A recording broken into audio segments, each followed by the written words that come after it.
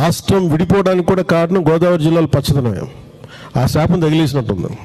ఈరోజు గోదావరి జిల్లాలో మొత్తం కొబ్బరి చెట్లతోటి, తెలంగాణ నాయకులంతా అంటారు కొబ్బరి చెట్లతో చాలా ఆనందంగా ఉంటుంది, మీరు ఏమంటుందని పచ్చదనంతో చాలా బాగుంటుందండి. ఈరోజు కొబ్బరి చెట్లు ముండలు కూడా లేవు, అంత దిష్టి తగిలింది కోనసీమకి. సో నాకు నిజంగా చాలా బాగా, ఎందుకంటే నాకు దీనికి తగిలినంత దృష్టి, నరుడి దృష్టికి నల్లరాయన పగిలిపోద్దంటారు. అలాంటిది కోనసీమ పచ్చదనం ఎంతమంది కళ్ళలో పడి వాళ్ళందరూ దృష్టి తగిలి ఈరోజు మొండేలతో కొబ్బరి చెట్లు ఉన్నాయంటే దీనికి ఇంకా మనం కరెక్ట్ చేసుకోవాల్సిన అవసరం ఉంది, దీన్ని సరిదిద్దుకోవాల్సిన అవసరం ఉంది. తెలంగాణ వాళ్ళ దిష్టి దాకిచ్చినందుకే నర దిష్టి అంట. తెలంగాణ వాళ్ళంటే మనం అంటే నర దిష్టి పెట్టినందుకే అంటే కోనసీమ అంటే గోదావరి ఏరియా అంతా కొబ్బరి చెట్లకి మొండం లేకుండే. అంటే మా కళ్ళు ఇంత చెడ్డ కళ్ళు అని చెప్పి ఆయన చెప్పడం జరిగింది.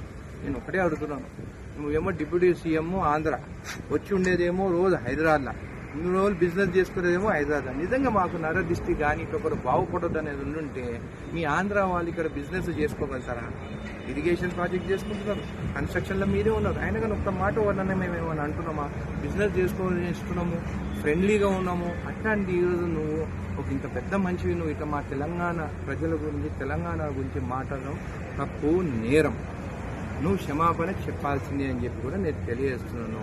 నువ్వు ఒక పెద్ద పవర్ స్టారు, నీ గురించి ఏమన్నా మాట్లాడితే తప్పు అంటే అది మాత్రం కరెక్ట్ కాదు. తప్పు నువ్వు మాట్లాడినావు కాబట్టి తప్పని చెప్తున్నావు. నేను కూడా మీ ఫ్యానే. మొన్న రీసెంట్ మూవీ కూడా, ఫ్లాప్ అయిన మూవీ కూడా నీది అట్లీస్ట్ ప్రొడ్యూసర్ అయినా బాగుపడాలని చెప్పేసి ఇక్కడ 800 రూపాయలు టికెట్ పెంచితే కూడా నేను కూడా పోయి నీ మూవీ చూసినాను. కానీ ఈ రోజు నువ్వు సెంటిమెంట్గా మా తెలంగాణ వాళ్ళ గురించి మాట్లాడితే మాత్రం కరెక్ట్ కాదు. ఎందుకు మళ్ళీ హైదరాబాద్లో ఆస్తులు కొనుక్కుంటున్నావు?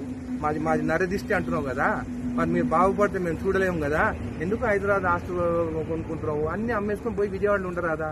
నీకు ఇక్కడ ఏం పని అని చెప్పి నేను చెప్తున్నాను.